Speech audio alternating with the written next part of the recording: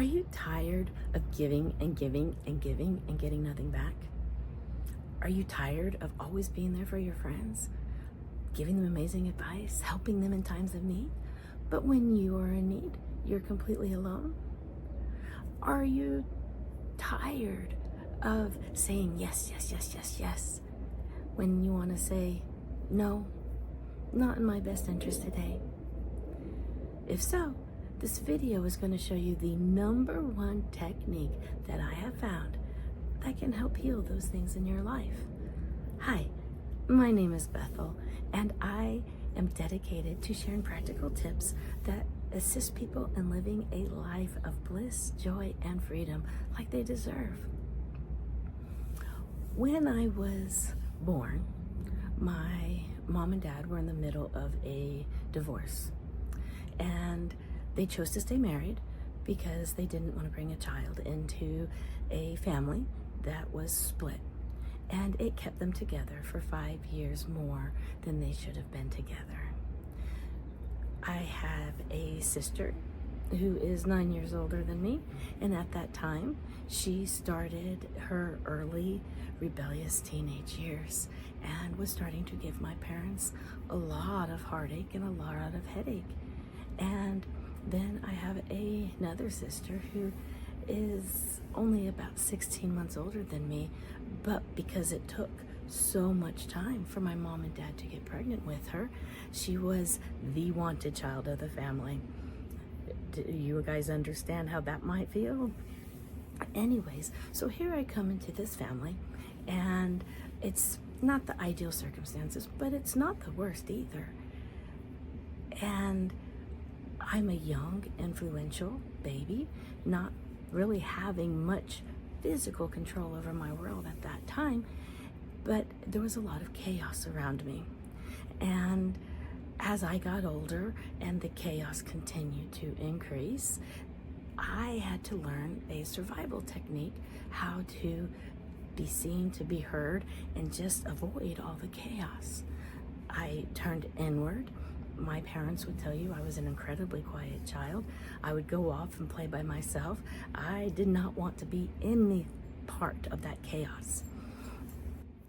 And so I created this survival technique where I would be able to read what was going on around me and try to help and fix the problems before bigger chaos created. Now, flash forward to where we are now, and I realized what I did as a child, I created me to being an empath, maybe even a highly sensitive person, but I'm not a psychologist, and I'm not going to label myself. But I do know that the way I was acting in my early years of survival, I did become an empath. An empath is somebody who looks outward to try to help people, maybe solve their problems. They want to create stability and peace in the world around them before it blows up into chaos. Being an empath is kind of like a superpower because you learn very quickly how to read other people's emotions. You're able to read what is needed or wanted in different situations, and it can be very helpful. But it can also be incredibly draining because you realize, and I realized this, I started attracting people into my space that took advantage of that. I would have people tell me over and over again what a great listener I was, and they would come to me for all their advice. But when I might needed advice, there was nobody there for me. And I created a very lonely world for myself. Many years later, when I started my awakening journey, I ran across a technique from Aaron Doughty. Now, I do not know if he created this technique, but I know it was through one of his YouTube channels that I learned this technique that I'm going to share with you today. So if you are an empath, it is a beautiful way to take your power back. It is a beautiful way of detaching yourself from trying to please everybody out there and allowing you to have that inner healing and nurturing that maybe was missing when I was a child and when you were a child. what Aaron Doughty says this technique is. It's called the framing technique. And what you do is you light a candle. And if you were to pretend that my finger was a candle, I would light this candle. And then I would take a deep breath and focus just on my finger or the candle flame. But right now I'm going to focus on my finger and focus with your full intent as if you're the only thing that exists in this world. And as you're breathing in and focusing, you're safe and secure in your own body.